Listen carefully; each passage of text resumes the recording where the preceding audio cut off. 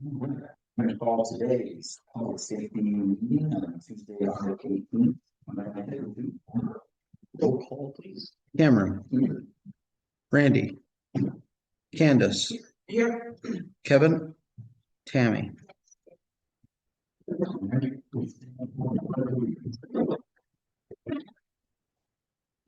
Pledge allegiance to the flag of the United States of America and to the republic for which it stands, one nation, under God, indivisible, with liberty and justice for all. All right. We get things off with some presentations. Okay, we're going to start off. I'm just going to read this first. No, Matt's going to take pictures for us. This is a Cross Plains Police Department Certificate of Recognition. This is being awarded to Officer Taylor Fingerson. It's in recognition of his outstanding dedication to traffic enforcement and his commitment to public safety. Your professionalism, vigilance, and integrity have significantly contributed to safer roadways and the protection of our community. Taylor outdoes the entire department in traffic enforcement, and it's really important because it's our number one complaint. If we were to just itemize one complaint, that would be our number one complaint. Highway 14 has anywhere between 18,000 cars and above. And so we get a lot of speeders. We just recently had a impaired driver hit a pedestrian in the crosswalk. And so we really appreciate his hard work working traffic. So when he's not handling calls, he's the guy that's always out there looking at traffic. And surprisingly enough, as many tickets as he writes and as many stops as he makes, I don't get very many complaints, if any. So we do want to award him for his traffic enforcement in our community.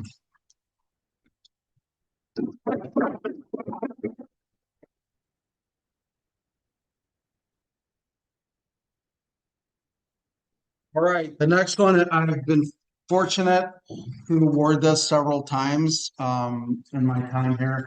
Unfortunately, there are times where people use narcotics, and sometimes those narcotics go south really fast, and they end up overdosing and dying. And thanks to our quick response with EMS, we've been able to save, since I've been here, 4 people.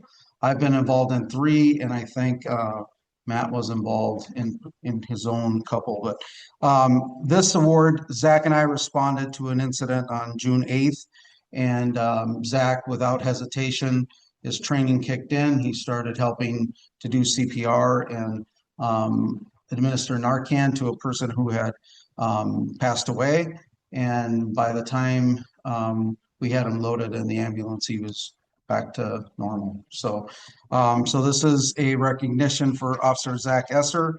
It's in recognition of your quick thinking, decisive action, and effective response during a medical emergency on June 8th, 2026. Your actions played a vital role in saving a life and demonstrate an exceptional commitment to the well-being of others. So this is being awarded to him along with a life saving.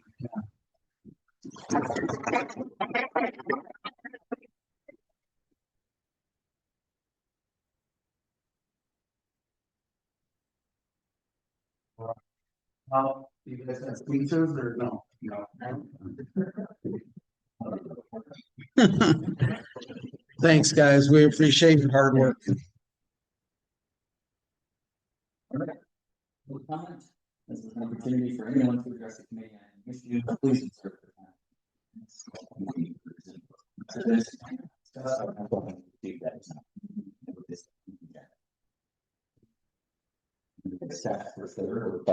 Yep. That's all I have signed up with Seth.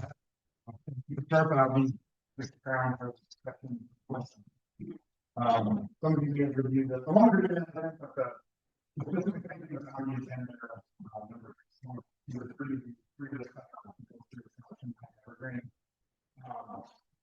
there's no real simple solution. There's a couple different ways you could go with this, and when I look around at other communities, there's no different Oh, we're gonna stop back where we should put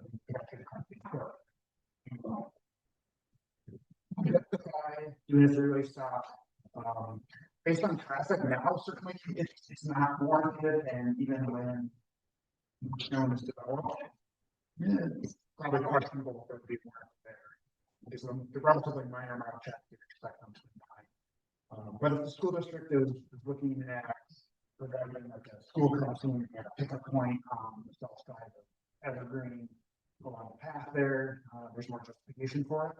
Another thing you could do is mark, you know, I think from the south direction down mark crosswalk. The path, and crossing up to the school. You could also look at just putting school crossing with the yellow warning signs. Even on both sides with arrows pointing down. That would be another like simple solution that you could start with. So now you can just cross the line sign, and then in the future you can also supplement that with those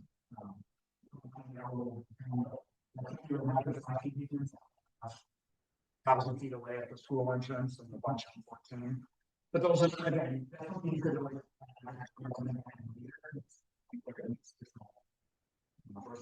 those are kind of the three ways that we stop. Just doing that at the times.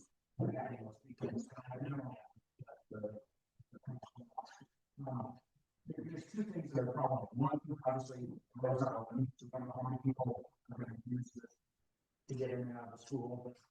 And it's probably know it's like people aren't going to try it. Maybe it's not. Basically prevent itself. Ultimately, people aren't going to.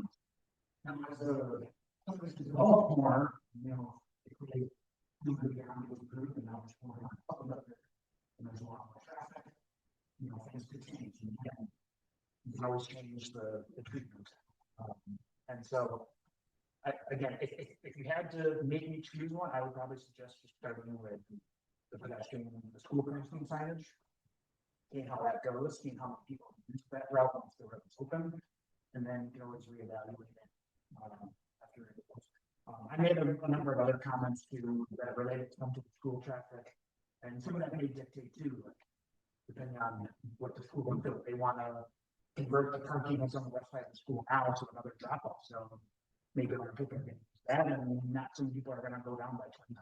They'll come in that way, pick up, and then go up on Church Street. So it's unfortunately not like a clear like do this, be done with it. It's kind of like here's a few options to try. You know, it goes obviously we don't have to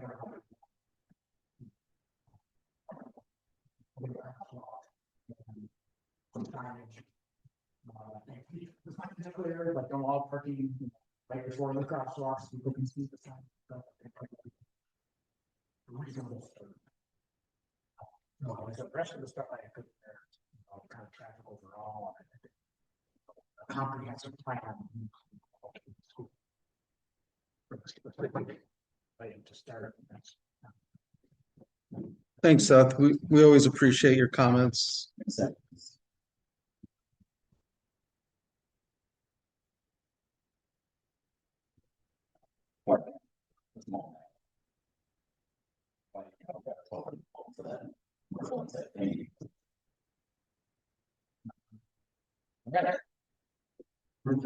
Minutes from the June 15th, 2026 public safety meeting.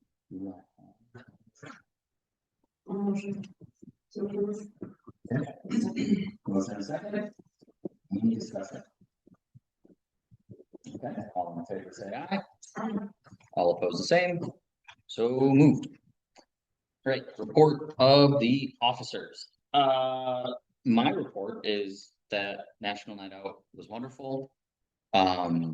Chief Tony, the whole police department, all of you guys, put in a ton of effort in organizing that, and all of the different departments, and the kids love the helicopter. And just speaking personally, I have a 9-year-old son. He loved to see the Cross Plains Police, and he was very excited to get a stuffed animal out of the deal. And then it was just you know, we go all down the road and like, you know, Dane County sheriffs are talking about how they, you know, capture car fires with this thing. And he learned a lot, and it was just very good exposure for a 9-year-old to have with police. And I know that's why the event is there, but it's very different when, you know that as a chairperson of the public safety committee, but then you're there as a dad watching a 9-year-old take all that in. So just thank you. Thank you every year. It's so great. And this year, so super great. That was kind of nice with the additional, we had someone showed up as Batman and and then Bucky Badger. That was a really good addition. So we were happy. Yeah, our food trucks did well too. So thank you guys. You can keep going. Yeah. Members? Nope. All right. No special guests tonight, right? Nope. Okay. EMS chief is online. Holly, will you unmute? Yep. All right. So Cross Plains EMS has, at the end of July, 328 calls. We had 47 for July. Half of those were in the village. We had our roof replaced because we had hail damage that was paid by insurance. At the end of August, we will be repairing our bay flooring. Our interfacility transfers are going well. We've so far had 23 calls for service, and we're just doing it with Sauk Hospital right now until we can figure out staffing of the second rig. And that is bringing in funds that will help our budget. And community EMS is off and running. We're kind of glad that it's starting slowly and slowly building so that we can make changes and adapt as we need. That's it. Thank you, Holly. Cross Plains Fire Chief was unable to make it and he had no report. My report is three things. One, Reese has started the academy. He started on yesterday. He'll be gone from August to December. He's already passed all the preliminary, and today he stopped by just to let us know that he passed his first test. So he's pretty excited, and it's kind of nice to see, the excitement of a new guy, because sometimes when you've been doing this a long time, you just need that in your day to see somebody that's starting out and is really anxious to do it. So we're wishing him well. Matt and I are keeping in contact with him, and we'll probably visit him a couple times. And he's going to be coming in and out, but we'll probably just take him out to lunch and just see how things are going. We're at 3,500 calls for the year, actually over 3,500. I think it's 3,525. A lot of calls, very, very busy. And then the last is we're still on point to move to have the new police department open and ready by Thanksgiving. So we are preparing to move. The guys did a really good job just cleaning out a lot of stuff, starting to throw things away, build piles of things we're going to sell. And like with Wisconsin surplus, get rid of some of the stuff so we don't move. Matt's working really hard on our evidence. We have evidence dating back decades that we need to either get rid of. There's processes and protocols on how to do that. There's some evidence that has to be maintained for life. You can't get rid of it. So we're trying to clean it up so when we move, we move to the new department without any clutter or any junk. We're hanging on to some artifacts and historical stuff just so we can put that into the PD somewhere. So the move, we're really getting ready to move, and these guys did a really good job cleaning up different places. They were so excited to do it. Just look at their faces. But they did a really good job, and we're all cleaned out. So it looks like something we could pretty much move if we wanted to tomorrow. So other than that, I don't have any more to report unless you have questions. Okay. To discussion topics? First one, discussion and possible action regarding village ordinance. City authority of massage parlors. This one I'm very happy. So as you guys remember, we had a massage parlor here. After an 8-month investigation, we were able to shut it down and it's all but gone now. So there are a lot of communities with these. If you travel all over Dane County, you'll see them. You'll just see the big bright open sign. A lot of organizations, a lot of communities are going to village ordinances that regulate what's going on in there and give authority to the village to go in and inspect. This case, the reason it took so long is we had to work with Workforce Development, Department of Justice, the Human Trafficking Task Force. I mean, several entities were involved in my investigation into this place. So this would kind of shortcut it a little bit, because if a parlor came in, we would have the authority to go in by village ordinance to check it out and make sure that they're doing what they're supposed to be doing and not anything extracurricular. And so that's what this ordinance is about. So Candace volunteered happily to look into this. And so we appreciated her work on it. So what you saw is there's some languages there. I think village of Eshawabanon had it. Is that the suburbs of Milwaukee? Yeah, no, suburbs of Green Bay. Yep. They have one, and so that's kind of what you guys see. There's this. That was a really good example that Candace. I mean, and with the research, I mean, most of them had pretty much the same Right, language, right. expectations. Yeah, so. So if you see, so what she's provided is Cross Plains Village Ordinance Draft / Ideas only. So it's these four And some subsections. more detail, you know, like hours of Right. operation, things of that Right. nature, but those four seem to be the I mean, you know, Right. that's of it, so. And obviously this has knock on to our attorney. So, I mean, this is your first look at it. We kicked it down the road a little bit just because we had other things on the agenda, as you guys can remember. So on this one, because they picked up and left, it made it a little easier to push it down the road. But now I think it's time that we do something with it. So we prepare. The place is still open. I don't know what they're going to fill it with, but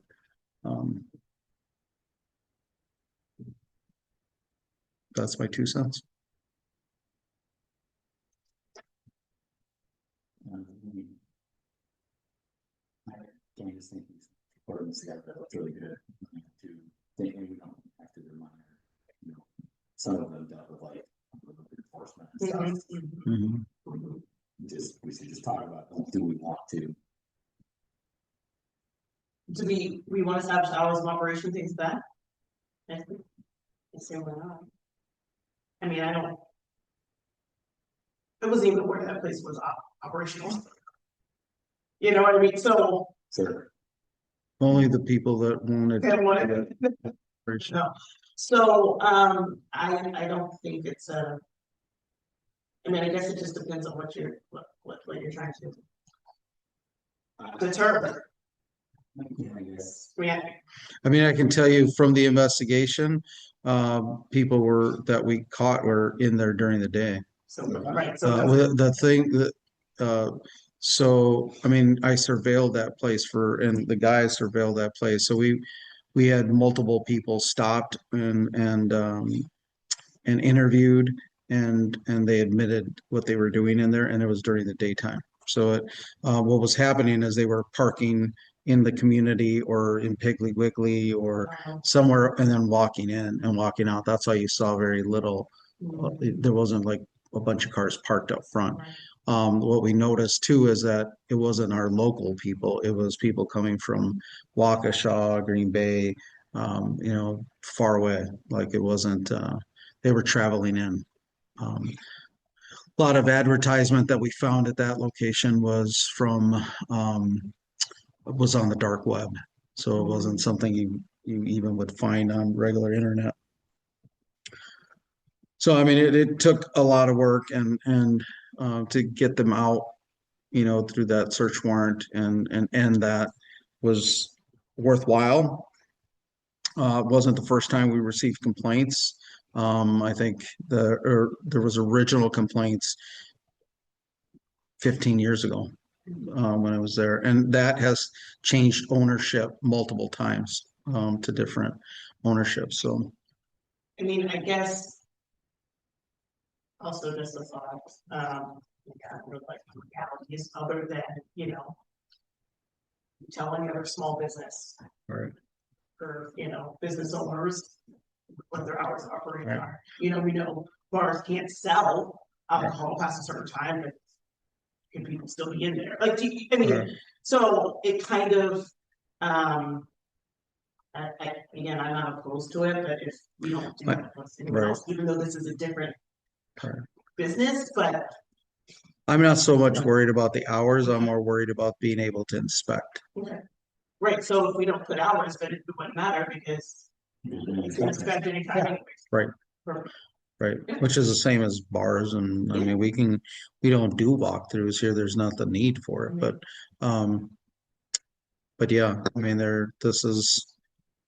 I mean, my suggestion would be to send this draft idea as is to our village attorney and see what he thinks.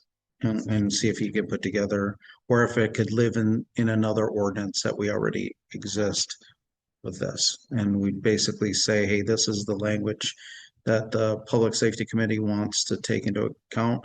Once he's responded and maybe provided an ordinance, I bring it back for full discussion. Do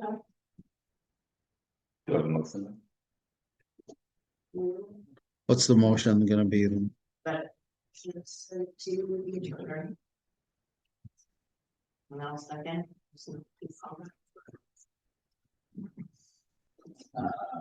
Motion to send this to the attorney for Review. review. Second. Yeah, second. Any discussion? Okay, all in favor, say aye. All opposed, the same. Thank you again, Candace. I'm sure that research was fun. Yeah, sure. Learning opportunities. Discussion and possible action regarding no parking on Hill Point Road from Stone Valley Road to Luxembourg. Yeah, so you would have received a copy of this email in the packet. Basically, we have a person who has, there's 3 home section on Hill Point Road. The request is that no parking be erected at that location, so that basically they have a tractor that they use going up and down into the field, and they're afraid that they're going to hit things. We've taken on a lot of parking topics over the years since I've been here, and I know before my time, and the long standing has always been from the village, please do not eliminate parking because there isn't a lot of parking. None of these homeowners have, I don't even know if they've been notified. So this is the first time you're seeing this. We have someone in the audience. Are you part of the requesting? Or are you part of the? Okay, all right. So, yeah, the request is to add no parking at that location, Hill Point, from Stone Valley Road to Laufenberg. It affects 3 homes there.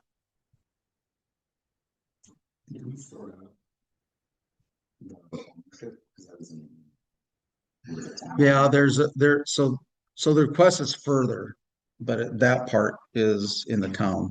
So this is the only authority we have is for, right, yes, yeah. The rest of it would have to go to the township. Is this the new part? Yep. Yeah. Yep, so you're going up, you turn, where we were having issues with the Jake brakes. So once you go down that street, you go straight, if you go straight back, there's farm, like, it's all farm property. Beyond that, so there's Stone Valley and then Laufenberg, and there's three homes that are there. And I mean, it's much like, it's a tight squeeze, just like Laufenberg. You know, where it's one car, two cars through there. I mean, as it is. I mean, well, a lot of our parking is rough, the parks and All right, we can't hardly get emergency vehicles in. Right, so. No, we said that So here's the road. I'll just show some pictures. here is that people can park on it, but we're just talking about 3 houses to say. Yeah, it's And they these, can also park on the other side of the Right. house, correct? right. Are people parking on both sides? No, it's just the one side. They're parking in front of, Yeah. they're parking in front of their homes. So the worst one is if I'm up there. And when somebody's coming down, you have a tire there. Yeah, or a trailer or something. If I'm coming down and somebody's coming down, Is there any other way you can enter your farm property that isn't closing this, making this no parking? mm, So right now you've been doing it by just kind of going around vehicles.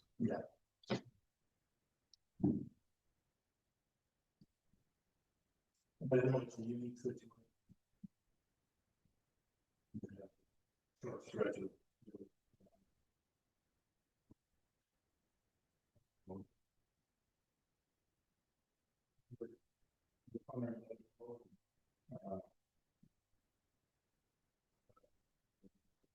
Have you approached the township to see if they will shut it, if they will create that? No I parking? haven't talked to that yet because, I mean, I don't have.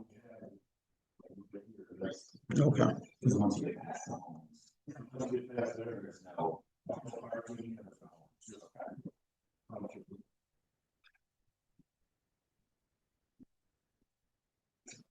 I mean, the decision that you gotta make is whether you make this no, I mean, we haven't received any other complaints. You know, it's much like Laufenberg, it's a tight squeeze.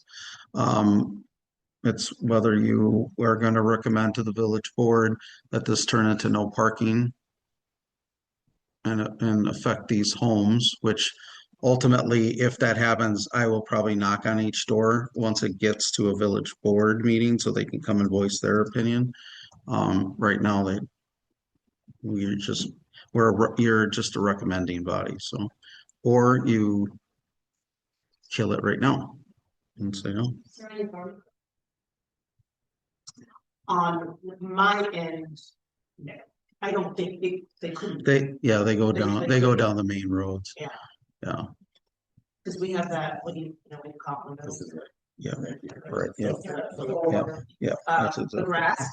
But yeah, we have that in the middle They and go down, cars park Down. in front of. we're in front of those homes, so Um, you go down, so you just walk from, Yeah. it would be from that road to that road. So once you get past that last road, that is a township road and Seth, since you're here, just, I don't know, have you run into this before? I mean, I know one of the 3 houses, 2 of them are corner lots. Their house is and then also one has some common.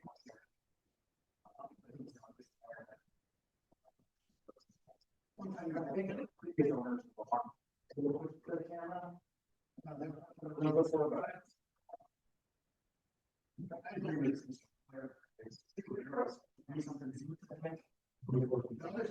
Her, but it doesn't mean we have a lot of room to get around. Yeah, we would, and we'll talk to the homeowner. Then, just propose no parking. I would actually recommend going out. It's not gonna offer people parking. Using offer. I was gonna say, Trash. yeah, I don't see nothing. People stop there. I mean, our village crew does a lot of snow stuff in that area. But there's not parking. They're just right, and they're not parking for that. They're just removing.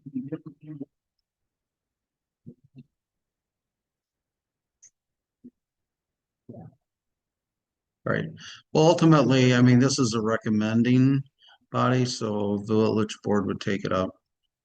And in fairness, I mean, I didn't talk to these people. It was on the agenda. This is recommending. In fairness, I would then go talk to them and say, hey, your streets being considered. I mean, Yeah. I mean, The house has a two-car garage too. yeah. So I mean, and maybe they wouldn't even care. Is there something we could make it no parking during certain times of the day? Or Well, is you it could. time? You could. There is. There is. Most of the time. Like, park it overnight, maybe. Yeah, because the only other street that's like that is Military Road and Evergreen, where right by the school, where it's school hours only. Mhm, mhm. So they have erected signs like that where it's just certain times. I mean, because for me, it's like, I agree with you also that I'm like, well, telling people they can't park in front of their house.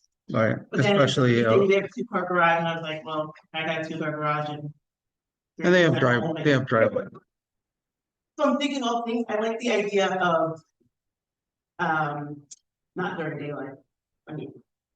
They direct hours, but, and I also though, honestly, as for a safety issue, if it were my house, I also think that I'd be like, yeah, let's, don't need. Cars getting hit and. We've already had one car hit like that. No, by a village plow truck Mm. trying to plow. In the road. Yeah. They clipped a mirror. So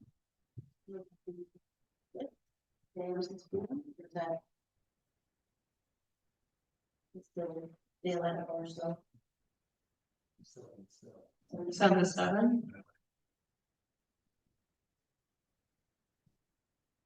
how about weekends? Is it every Monday through Sunday, or is it just Monday through Friday?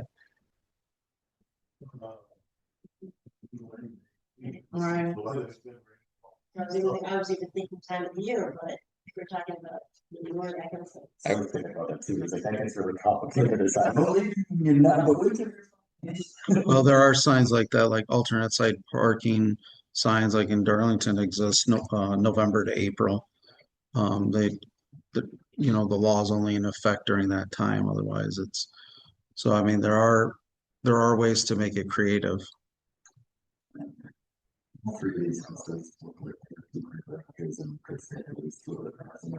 Yeah. But what if they have 5 people living there? Right.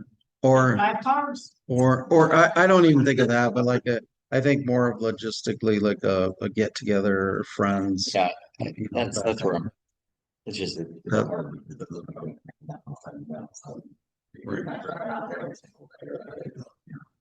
Right. And for me personally, when I'm like, oh, we're telling someone they can't park. I would be more concerned with my kids having to park else if. We couldn't use the driveway. Right. To park elsewhere and come. One One is about to be driving about a year, so anyways. I mean, But parking that's like, oh, you have to park around the corner, like, I don't. in fairness, I think once they know they're going to voice their opinion. Mhm. Taxes are extremely high here, and we just got a whole assessment situation going on. Mhm. I think that even the slightest government interference in their given right, where they built that, there was no proposal for no parking, even though we already knew the street was that small. I think there'll be some contention. I mean, somebody's gonna contention, but that's not really your role. Your role is to make a recommendation that only serves public safety. Like the recommendation of no parking during certain set of hours. Okay. Is that a motion? Sure. Wait, do I have to say specific hours? You don't have to say anything. And you, You could do that, and you could. Because Cameron will be there to explain your motion, so he can say we also toyed around with hours and so I motion to,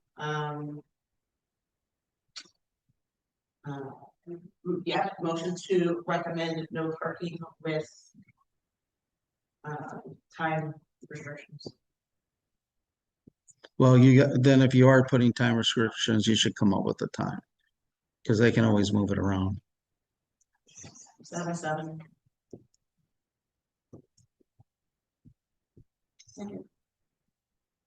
7 A, 7 P. Monday through Sunday. So pretty much all the time. Okay. Motion and second discussion. You wanna go? Because you think once this, yeah, I mean. The rest of it is not affected at all. There's no parking down there. I mean, there's nothing. So.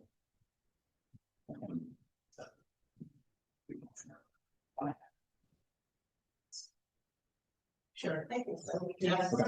These people would just. go So together. it would be from Stone Valley to P. Motion and second discussion.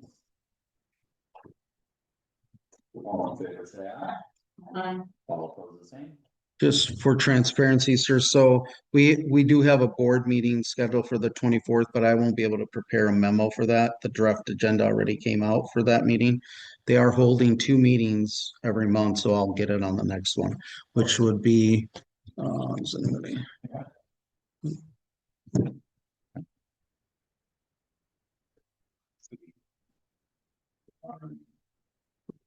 10th, was it? Yep. It'll be 14th. September 14th here in the same room. I would recommend you come to voice your concerns, because otherwise, you might just have the other side saying, don't, so. And they'll have the same setup here, so I would recommend that you do speak, because they're a lot more tight with speaking and who's gonna ask you questions. If you don't speak, they won't call on you. Okay? Even if you send somebody to read a statement for you is better than. Right. Yeah, if you send us an email, that's perfect, actually. Did they vote? Yes. Okay. All right, I missed it. All right. All right. Okay. Yeah, I'm just taking a breath.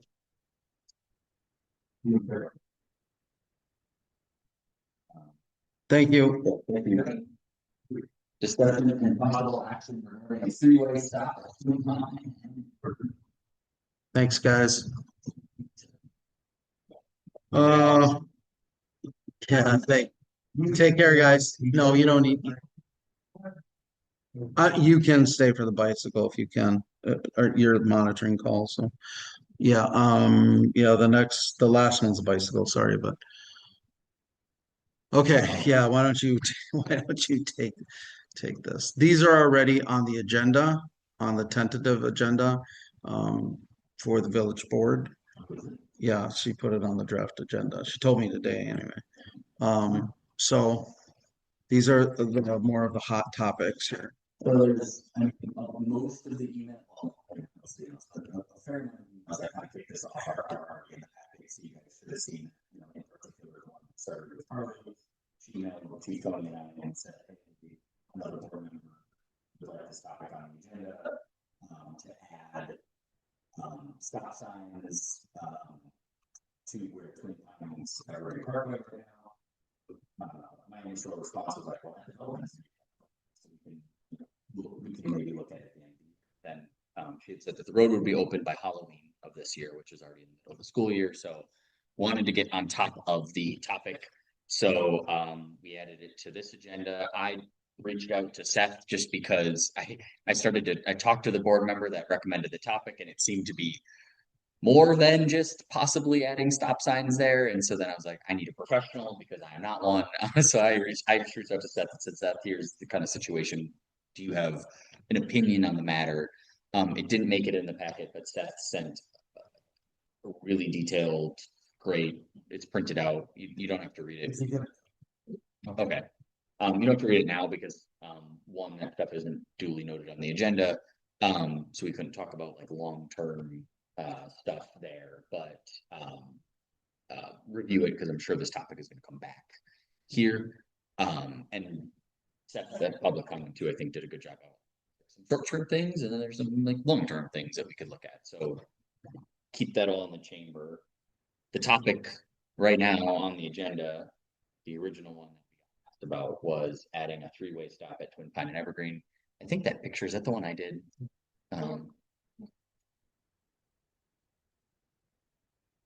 Oh, the picture got cut off a little bit. That's fine. Yeah, so show that. Oh, I guess Wonder if I could.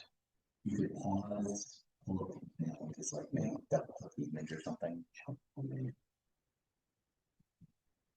If I can do that.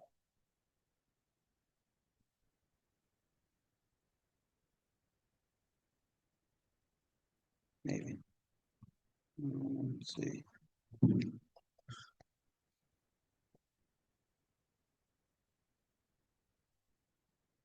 right there. Okay. So I don't, do you want me to double click it or can you guys see it from there? Yeah. Okay. So that's Twin Pine, south and north. Meeting Evergreen. Right now, there's currently a stop sign. Right. On Twin Pine Street, so I have to stop before I take the left or right on Evergreen. There's no way I can really make right out because Mark's development is there. But the ask that we're contemplating tonight is to Add stop signs there on Evergreen on the other side. So This is exactly what you guys just did for Park with Plastic Ingenuity. Created that three-way stop there. It's exactly that. Yep. So it's doable. It's been done. I think they added a sign there that says, three-way stop, something like that. But, so it's doable. Seth has offered a couple other options that aren't just stop signs. I know that they want this at the board level sooner than later. But this is all that's on the agenda at this point. Correctly, the first recommendation, like, at least you said to put in the crosswalks. I mean, Crossing signs. I think. That's too big to the half. Okay, now there's curb cuts. Let's go by Evergreen, but I continue. But that's not going to do all the way out. And then from the front corner, you can cross there to go up to the more where there's a path that can go. So I recommend one of those falls just cross. So don't leave on the east side, because east side. You're not to a sidewalk. the one on the northwest. Or are you talking about where the buses go in? oh yeah, There's three parts of the intersection, right? there's three. Well, 3 lanes to the intersection. Yeah. Oh, So there- okay, I'm sorry. Yep. The northwest corner is where that sidewalk. Got it. So this is the path to the school, right? Yeah. Yeah, so that. So right here. Coming from the south side of the road. Cross on the left.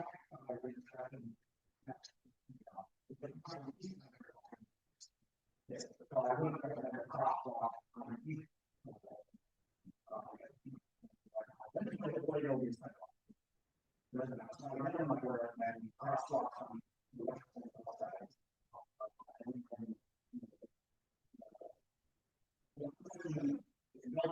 Stop is to, you can put out like school crossing, warning signs and arrow that.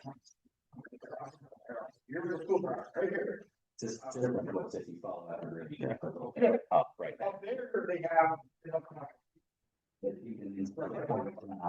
And then it's also got the bump out. Yeah, it's. That'd be hard to grab. But up there. It's like 38 feet, maybe, and down here, I think it's 32 feet. Okay. So if we have everybody to begin. It make the lanes. Like back in, and then that, you know, like, radii or vehicles into an outside. Probably would. And then back here. If you do, if you put up signs, you could do school signs. Just start. Implementation. You know, talk more, but you know, let's go work on. Obviously, from our perspective,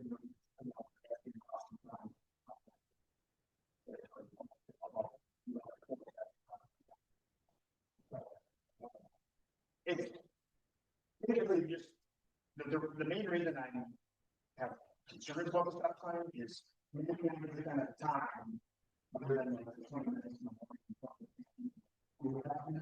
There's not what's going on there, and it really people come down and fuck that. And that creates problems when people start. Not gonna stop. They're like,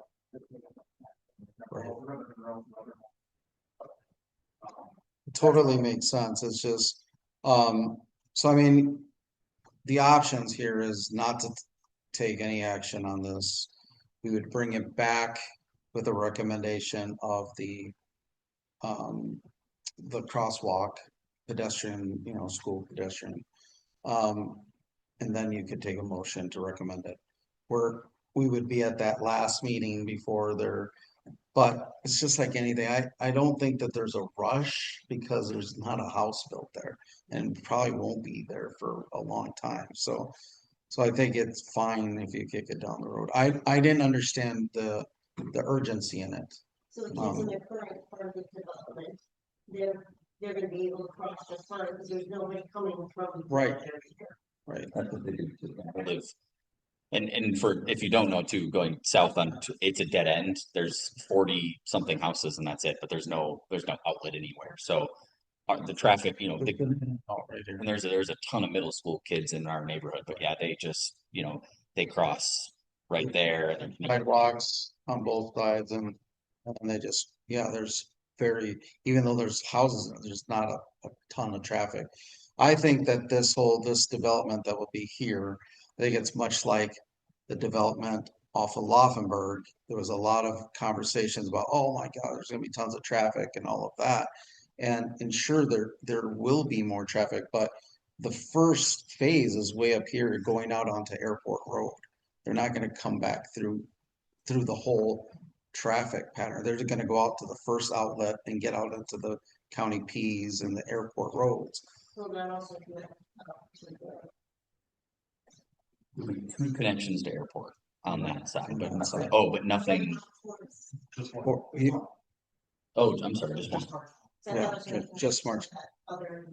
It won't go out to 14 or anything like that. So there's absolutely like a zero chance of that happening. So there will be some more development with regard to you know, there are gonna be a lot of streets and trying to get out Airport Road and, you know. So there's some infrastructure planned, but for now, this makes sense what Seth is saying. Because they will be required to stop there right now. And it's 24/7, So the street will be done around Halloween. right? So people will be able to, they can drive that way. There's gonna be no homes, it's just gonna be roadway. Would then be prudent to ask for a barricade there so that people can't be driving back there. We can't close the street without cause, and it's gotta be temporary. And it's not a state highway, so it doesn't fall under the same regulations, but village streets usually are only closed when you, for an event, a permit, you know, or some emergency that we close it down, but. Yeah, Just want to make sure, there's one of the impetus for this was, once the road's open, they're not worried about truck drivers, that people coming to pick up and drop off their kids. are gonna use that road, right, Well, and they will. yes, yeah, and they already use that with the timing bit, but it's not much because it's a dead end, so you can avoid waiting in the parking lot. You know, it's like what, 5, maybe 6 cars, but then you definitely will go where a lot of turn and stop the traffic. They- So They most definitely will be using this Yeah. because they use everything else. The Bear Street, that's just a dead end that's used. I mean, tons of people drop off there, so they just cross, and that's how we have that the guard there.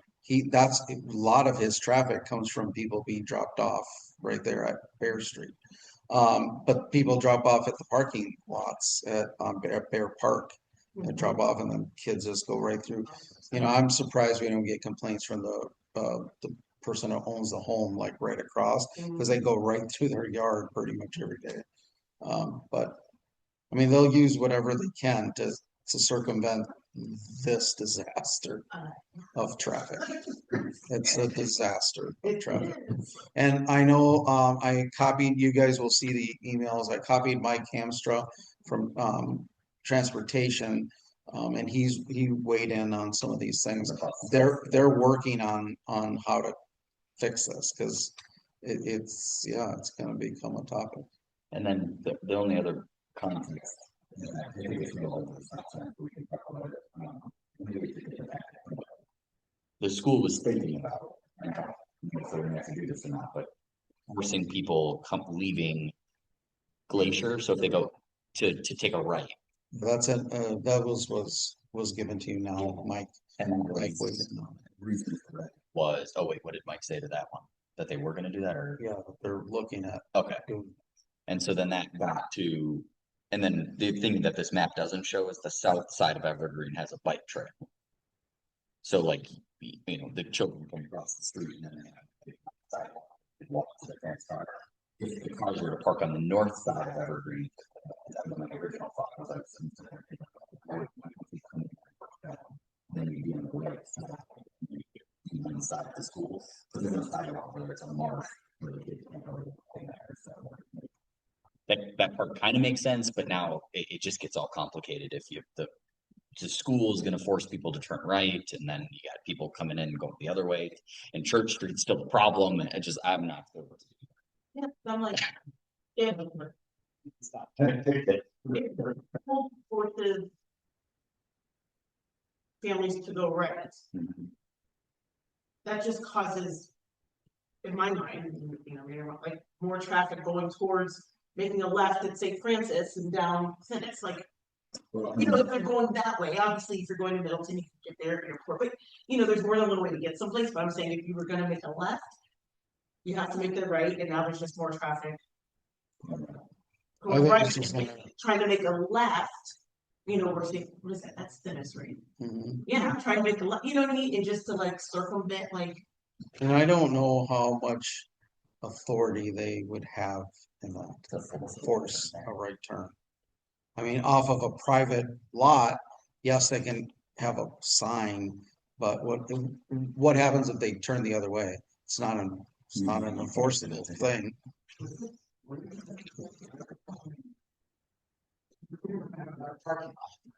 Yeah, there's conversations to make it more, but that's not, first of all, it's not enforceable, and they haven't even approached the village on any of that. Like, I don't, yeah, I think they're just, yeah, I think they're talking about how do we force it all the way? Because people come in every which way off a church. But that's, I mean, I can give you an example. They tried this at Park to have people not turn in on the first street and go down a ways from the bank. That doesn't work. And you can't enforce that. People can go wherever they want as long as they don't hit. As someone So- who's on the board, I still don't email Right. you and say that you should do this. Right. There's no authority for it. So none of that is gonna work here anyway either. But I mean, I think the decision is either you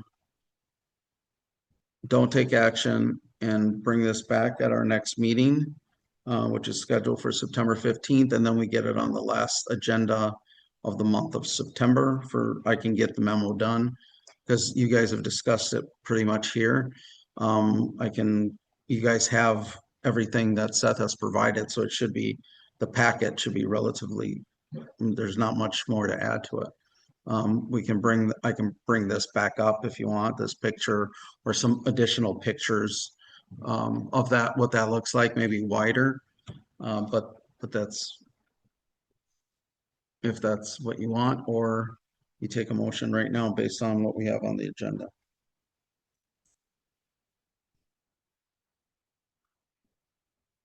Do I have a motion? So is this the motion for crosswalks? No, we had discussion of possible action regarding a three-way stop.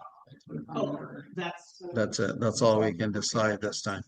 So you could, we can say no. Yeah, we just no action. Yeah. Okay. No action, bring it back to the next Mhm. board with what? What would you guys want to see on the agenda? Well, the next public safety meeting, Yep, how about we wait just for the board meeting to happen next week and see okay. what they They'll, discuss? Seth's recommendations. I honestly, I think there's a 99% chance they will kick this back to public. safety. Well, Carly was like, if you don't need it on the agenda, I'm gonna take it out. So if we take no action, I was just gonna send her an email saying, don't leave it. This is a draft agenda. I'm sorry, that went out. I thought we said- Yeah, no, she put it on the draft agenda because Sarah was really adamant about this. And then there was some issues with regards to, hey, we need this for time things. Which I don't know what the quickness of it is. But I think you guys could take no action. I'll send Carly an email saying there's no action on this three-way stop. They want to consider other options that were presented to them. And she's been copied on all these emails, so she knows. And then I think at the next one, I will do discussion and possible action regarding, I'll maybe leave it more, not so constricted to the three-way stop, maybe, regarding, signage at that location. We could even just say discussion and possible action on student and traffic flow around disagree mostly. All right, that's exactly what I'll put, and traffic flow. And then you guys could make a decision based on all three options that you've already kind of know about. So I don't think you just come prepared, maybe take the time to go just visit that area so you can see what we're talking about, because I mean, you guys all know it's congested, but just to look at it, what you're gonna see. Student and traffic flow, you said? Okay. On, okay, I'll specifically put Evergreen just so. All right, All right, no action on 3, 4 tonight. Did you want to keep saying that? Oh, yeah, you want to hear request us. all right. All right, topic number 4. discussion and possible action regarding of bicycle ordinance. And this should look familiar. I guess, you know, we took a stab at it, put stuff together. Well, actually, they drafted the first version. Yeah. And then, when it got to the public, or when it got to the village board, the village board referred the matter back to the Parks Committee. Specifically, there were concerns about what you do about, and we talked about this, so it wasn't a surprise, but what do you do about someone who has accessibility concerns and use trails and is conservancy? And so Parks took the matter, made a bunch of red lines, which were human here, but then Chief Tony had some updates. So when I received these so if you guys remember, this ordinance was drafted by our attorney. He created this after we provided him some data.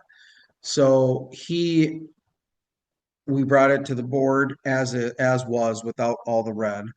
And the board then said, why don't we run it through Parks, which we kind of had agreed that at that time anyway.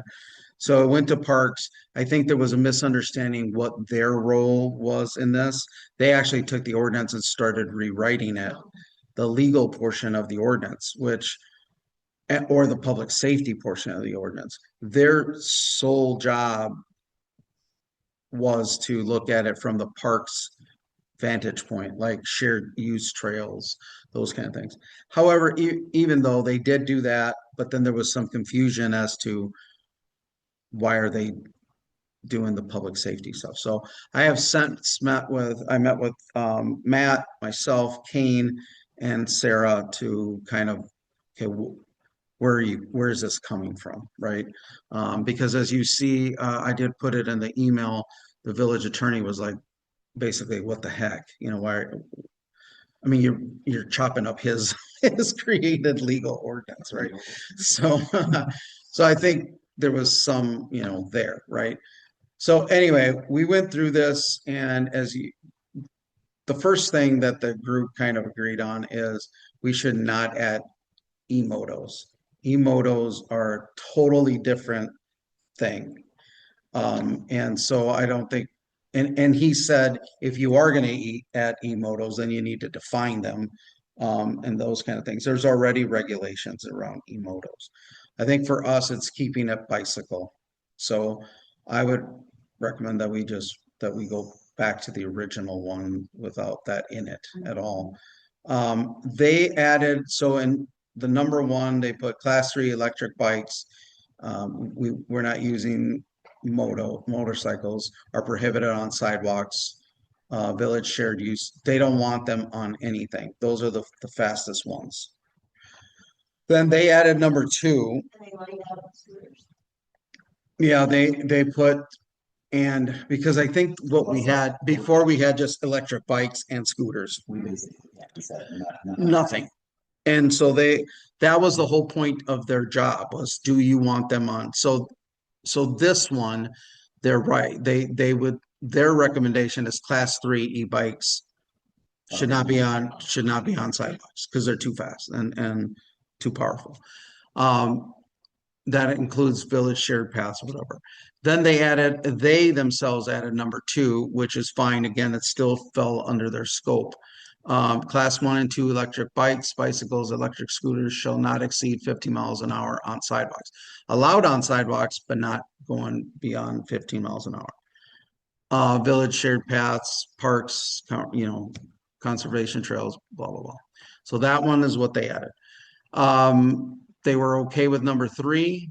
Number 4, they wanted struck. So number 4, if you remember, the state law already requires that nobody under 16 operate a class 3. So we had restricted it to 18, if you remember, like we wanted adults on them. They didn't think we needed to be more restrictive than state law on that. So just return it to state law. And then number 5, they added, if operating in a group of riders, all riders of bicycles, electric bikes, and electric scooters shall we had it shall be in a single file. They wanted to add two abreast. Me personally, I think it's a safety issue to have side by side. And that kind of goes against the closest to the roadway as possible, closest to the sidewalk as possible. If they're, This is state law, but as a reminder, we are allowed to be more restrictive than Right. state law if we so choose. right. So that's why we had done it that way. But state law more aligns with the may operate two abreast. If they're saying they can do it with sidewalk, then they got the entire sidewalk. Well, two abreast would definitely take up the entire sidewalk, but state law also says you have to yield the right of way to pedestrians, people on the sidewalk. You know, I mean, they still run under the state law. I mean, you still have to follow state law. So that's why she added that. I may operate two abreast. I mean, it feels like it's wrong, but there's probably some safety features of it being a little more visible. I don't know. I think it's a matter of opinion, you know, and so we had kind of said to make it single file. All right, and then the sixth one was all operators shall ride in the same direction as traffic and operate near to the right curb as practical. Well, you have to kind of add that because you're allowing two abreast. So it's not going to be the closest to one of them is not going to be the closest to the curb, right? If they're riding two abreast. So that was the language change there.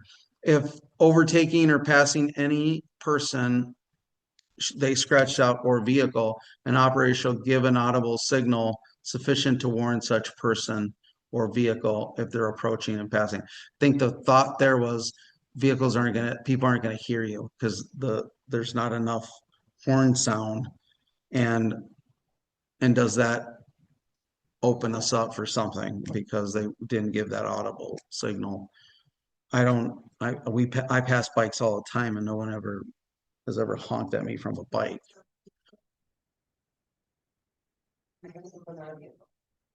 Bicycle is not a vehicle, but bicycles have to follow most vehicle rules and laws. E-bikes are not vehicles, however, they still have to follow all the bicycle laws, which is stop signs, hand signals, all of those things. They have to still follow them. They have to stop it. And they have to follow all the rules of the road, even though, and I see them violate those all the time. They go right through stop signs all the time. So, I mean, that's already covered in state law. The next one was 8, no person operating a bicycle, electric bike, or electric scooter may cleanse or attach themselves to other bikes. This is already referred in state law, so it's just covered. All person operating a bicycle, electric bike, or electric shall yield to pedestrians and operate at speed which is reasonable and prudent. That makes sense to me to add shall yield to pedestrians. It's already covered, but these are the ones the attorney had problems with removing from this ordinance. And you guys have read it, and I mean, he basically disagrees completely.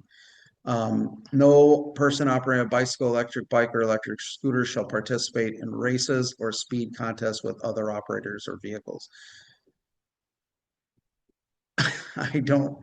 I would agree with the attorney. I don't know why we would want e-bikes racing each other. Now, I understand talking to her, I understand where she's coming from. She's talking like the kiddos, like 8-year-olds, 9-year-olds that might be, playing in the neighborhood. Are we going to go around and start stopping? So I explained that's discretionary. These are all discretionary laws. We can give warnings, we can give citations, this is more for that 15-year-old versus 15-year-old that race down our main street. 100%. That's the problem. That's why you need this. We're probably not going to go around finding 8-year-olds doing this stuff. And if we do, we may even, joke with them a little bit. Same probably number 11. Like, I get it, little 8-year-olds playing on their bikes, making tricks, having someone pop a wheelie down Church Street. We don't want that. That is, so I think the application of the law is law enforcement, how they apply these rules and regulations. The next one, all operators of bicycles, electric bikes, scooters shall stop and yield right away that's already in state law. So I think, like I tried to explain to her, the reason these things were outlined, much like our fireworks ordinance, you can cover them and, hey, make sure you look at chapter 346, whatever. It's kind of nice to have it written right in ordinance, even though, people should be able to go do their own research. They're not going to. We've just dealt with the fireworks. That's why those were in there. That should be part of the law. All operators of bicycles shall stop for stop signs and observe all traffic. That's already there. I mean, all bikes got to do it, whether they're e-bikes or not. So me personally, I agree with the attorney. I think they should be left in. And if the village board wants to strike them, they can. I'm sure. When the 16-year-old is trick riding down 14 and they're saying, well, it's not your ordinance. Well, so what she was saying is that there's other ordinances, other portions of the law that would be covered anyway, because they'd be violating speed laws and other things like that.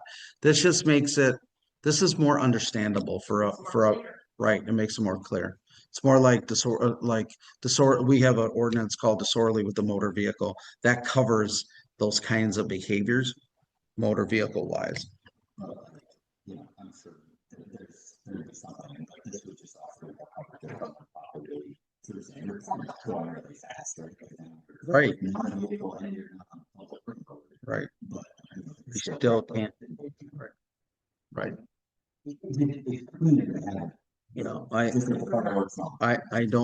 I don't like the fact that we would remove that. When riding during hours of darkness, all operators of bicycle electric shall have front and rear reflectors, lamps and lights. We had just lamps and lights. They added front and rear reflectors. Great. That's fine. All persons under the age of, we had 18, 16 operating a bicycle, e-bike shall wear properly fitted. They wanted to add helmets. We had it. I don't know if we had. I talked about it and so what happened here was we had helmets for e-bikes. Right. But then when 18 thing got struck. Yeah. So we went to 4. Then all of a sudden, that was why we chose 18. Right. And so all the others, well, if we struck 4. Right. Well, and they added bicycles. Yes. I am not interested in so that would mean the way this, right, that to me, we give Scooby tokens when they do. Right. Like I feel that is, so to me, actually eliminating these ones up here where they're racing, that seems more enforceable than a helmet. I think that's a parent thing, right? And we have helmets now. We just did a mini bike rodeo. We're going to do more bike rodeos. We're going to do some more informative. I would strike that. We already discussed the bicycle thing. I think the e-bikes, just different caliber machine, they're faster. And yes, kids can go that fast if they move their legs, but not at a consistent speed. This is a push a button and keep going speed. And we've had multiple injuries, not us, but Dane County, they've already experienced a death. Since we talked about this, since we talked about safety concerns, Middleton has just adopted ordinances, and I've seen it on Facebook. And mostly from that UW report showing the dangers. It's very, very dangerous. And we walked through. It was kids going by on those electric scooters. It was right, and they're moving fast. my sister's best friend's a traveling nurse, and so when you go to the big cities, I don't know if they have Madison, but you have electric scooters everywhere. You can pick them up and drop them off. And my aunt said, it's like the number one. Right now. Wrist fractures and breaks and right. We don't want to be, we don't want to be the kill the fun, the lack of fun police. That's not the goal here, is safety, right? And some of these, and we're seeing tons. So Matt, I asked Matt to stick around. He's serves on our traffic safety committee, so I think it'd be fair to have him speak about it, and he's also personally has made some stops on kids just to slow them down because it's everywhere. So if you want to provide some content.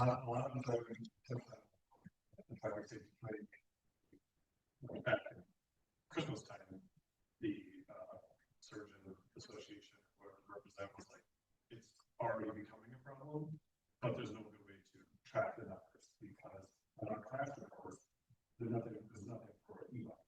So there's no state tracking. So that's what they're working on, but we really don't know how bad it might be. The hospital knows because they see it, but they also track it. So it's just a problem that continues to be a problem with the bikes because they're generally everyone I talk to has no idea that there's regulations. You know, I bought it from Costco. It goes 20 miles an hour on a scooter. It's right. Almost like my fireworks. Doesn't mean it's illegal. Doesn't mean it's legal at all. And I think these scooters and bikes. And it's just I'm being passed by 80-year-olds on scooters, you know, on a patrol. So I would talk to them and say, hey, you're going 25 plus miles an hour on the sidewalk. So we just need to get something in place because it's all we can do right now. We're not going to be charging the kids with crimes, you know, parents with crimes, the kids we have to like what's happened in some other places where they strike somebody and they cause deaths by striking down people. Yeah, there's a mother right now facing 7 years in prison for providing her 14-year-old, I think 13, 14-year-old with a 3. They're not supposed to be on it, and they hit somebody on the sidewalk, and unfortunately the person died. So she's being charged, much like you're seeing a lot more charges on parents for guns, providing guns to, and then the school shooters, and so they're going after the people that are providing these things now, and so even e-bikes are going to be a topic. So we're there now. We have one resident who is really upset.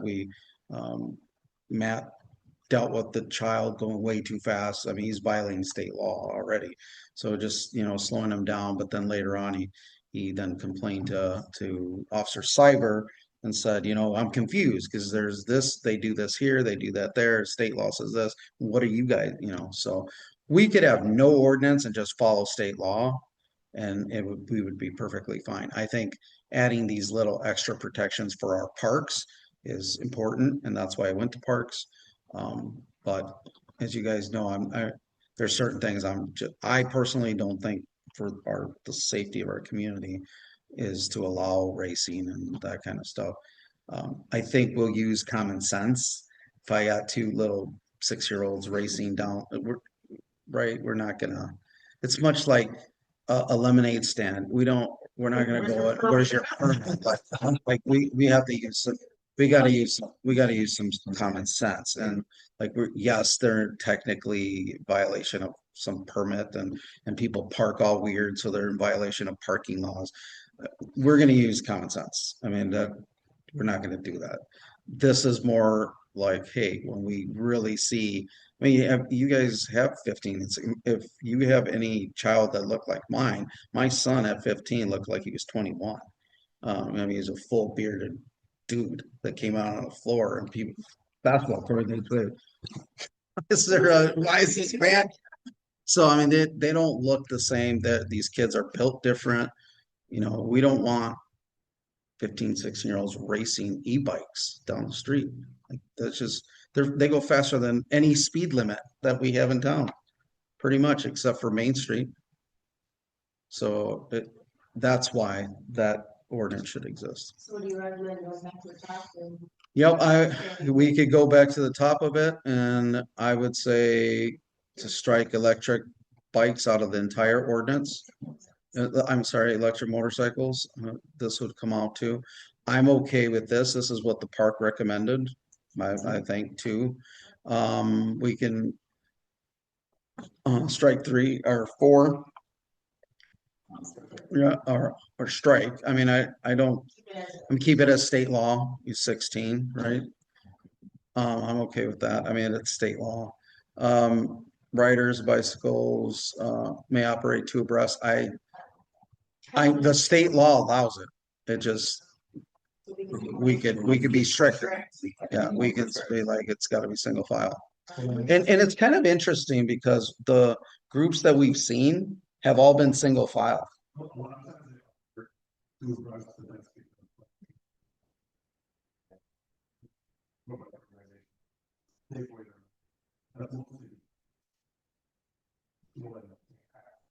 problem with a lot of cyclists in the country is when they get hit by a car, try to pass them, they die, no one else is there because they're not. Anyway, it's quite a neat. So that's why the state law is like that. So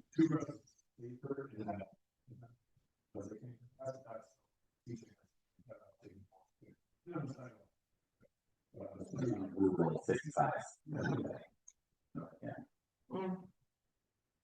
So I mean, that one, if operated in a group of riders, all riders of bicycle, electric bikes, or electric shall or may operate two abreast on a street. You could add on a street rather than sidewalk, because this kind of leaves it open for even two abreast on a sidewalk. And that might be a little too cramped. So it still would be more restrictive by saying street rather than sidewalk. But again, I'm again, like what Matt just said, this isn't a hard sell for me. Like if they're riding two abreast, as long as it's being safe, they can't pass, they can't do other things anyway. So I mean, we can leave it as is. It's up to you guys, I guess. I like that on the street. Yeah, like two buses.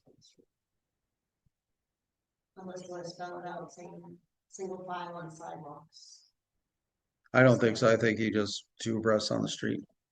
That eliminates sidewalks as being two abreast. But what I meant was say single file on sidewalks. Well, and we could, Do if instead of you want. or two abreast on the street, either way. Then and the justification, I think Cameron could explain that the justification is we don't think that two abreast on a sidewalk would be safe, and it's not enough room for two. And one of them is going to bump the other to the street. So, okay, I will add that or change that around. All operators shall ride same direction. That's already in statute near the right curb as, I don't know why as possible or practicable. But I don't know the change of the word. Why they, I just think we just go, I just don't know why practicable, yep. Near to the right curb as possible onto it, the way it says it in state law is possible. Go back to possible. On a two-way street. So we'll just go back to possible. Yeah, will you send those to me when you do that? We want to add. Two abreast on the street. On Village Street or street.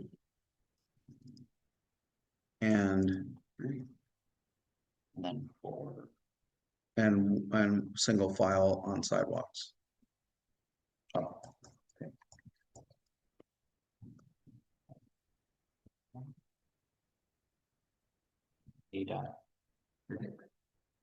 Just bring it back to possible. I don't know what the change was. I'm sure there was a reason for it, yeah.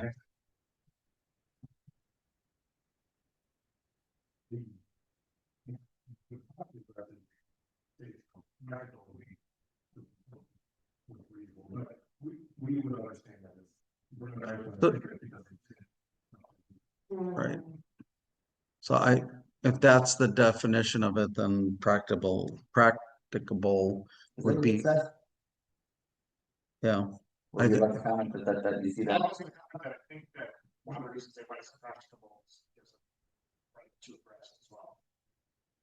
Oh, that, Yeah.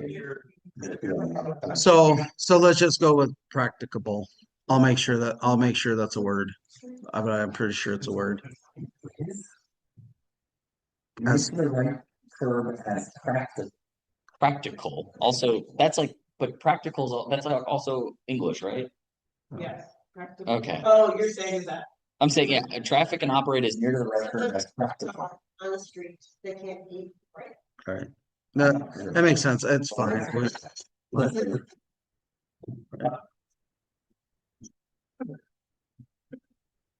I think from here, go to the village board, so I mean, the attorney's already weighed in, so it'll be fine. Practicable, it's semantics. I mean, at least we can explain it. If overtaking or passing it, number 7, if overtaking or passing any person or vehicle, an operator shall give an audible signal sufficient to warn such person.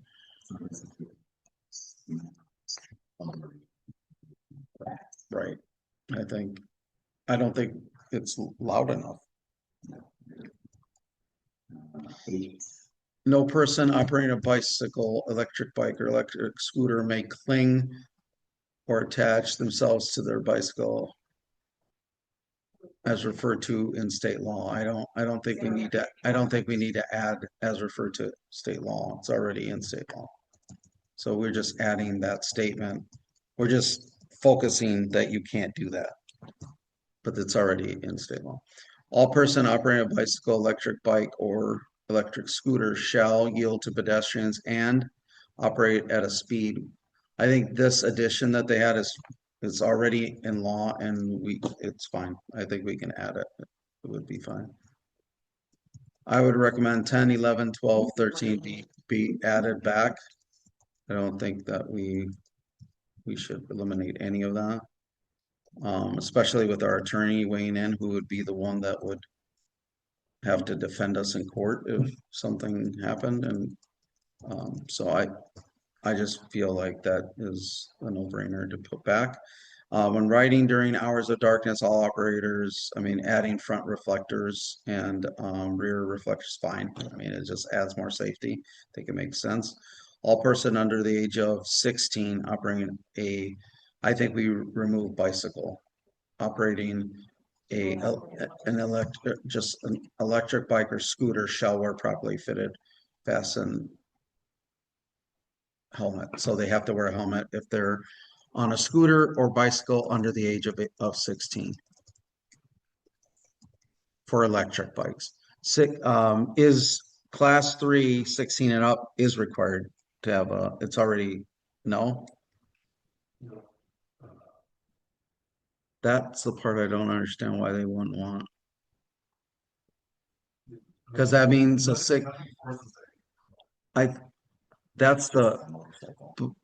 if we want children under the age of 16 in 1 and 2s to wear helmets, why would we not want 16-year-olds to wear them on?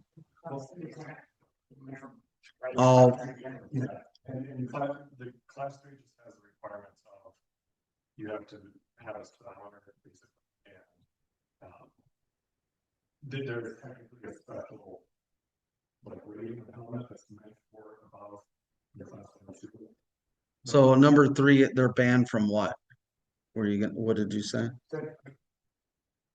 And from running under 16 can't ride across your bicycle, period. Right. But that's first. No. I meant, why don't we have a helmet law for 16 and above on a class 3? That's right.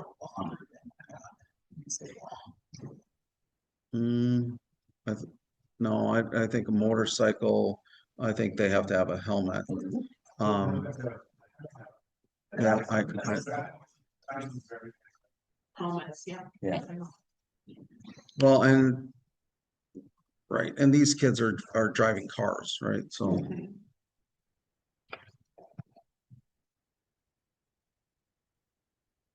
So I think maybe for 15 we just remove. I'm just gonna look. Right. I'm not a police officer. I've never enforced any laws, but that was how it was always told to me. I was also told as a kid that How does that require 16 weeks Yeah, that's what I thought. That's why I'm thinking if they're required on a motorcycle, and why is these things can go 28 miles an hour? Why would we not? The thing is that there are there's special helmets, or they have to be like a motorcycle helmet almost.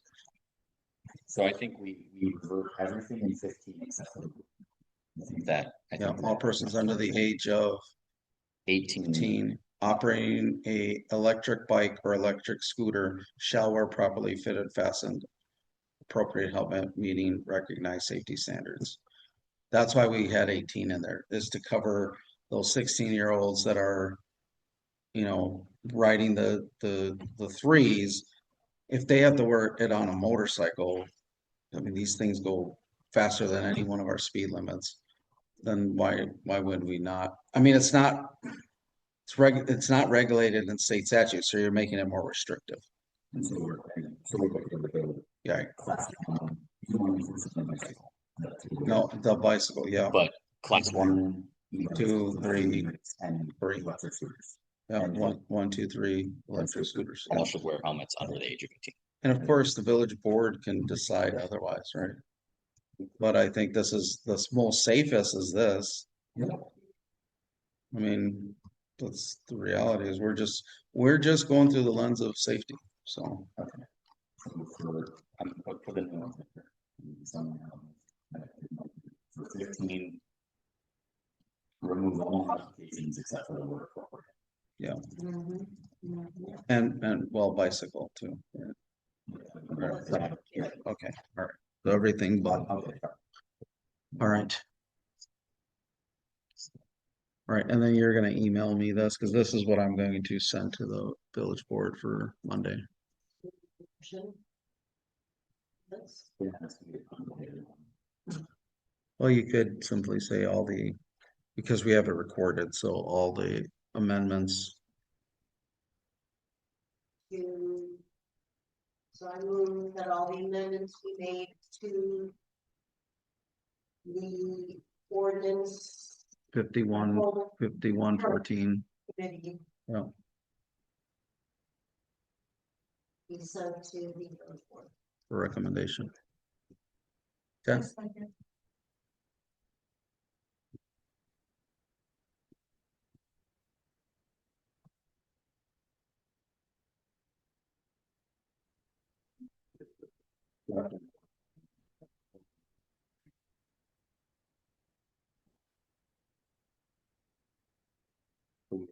Striking electric motorcycles from the entire thing. 5, we are adding some more specificity that you may operate 2 abreast on a street and must be single file on a sidewalk. For A6, oh, I'm sorry, nothing on A6 except for double checking if practicable is a word. For 8, we were removing as, oh, sorry, yes. Oh, that was my fault. I was looking down at mine. For 8, we are removing as referred to in state law, as that is just standard. 10, 11, 12, 13, all the strikes we see here, our recommendation is to undo all of those and to put them back as they were prior to going to the parks meeting. Oh, I didn't take a note on it, so yes. Yep. I'm sorry, I'm only blending the changes. And then for 15, so we're, I guess, just for clarity, keeping the reflectors in 14. And then for 15, changing it from 16 to 18, so basically undoing that recommendation. We are removing bicycle, so removing that recommendation. We are keeping the recommendation to add the word appropriate helmet, so that if you're on a really, really fast level 3 bike, you are not using just a standard bicycle helmet, you are using the higher grade helmet for the higher speed bike.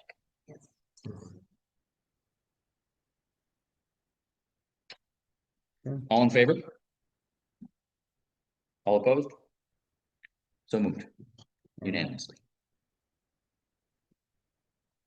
I didn't take very good notes, but is this all you want? Yeah, no, I'll remember. I took some also. For future items of discussion, I had nothing left from our long list. We did a good job catching that up, but I will be putting back in the inspection authority, which was the number one topic we had today, and the number three topic. I'll put it back on the agenda for our next meeting. That's the authority to,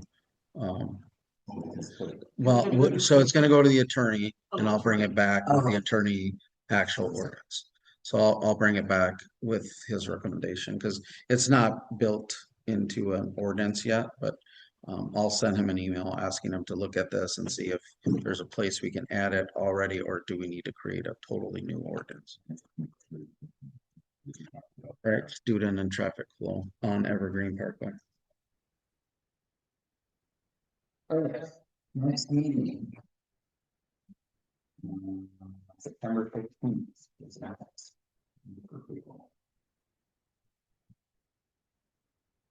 Works for me.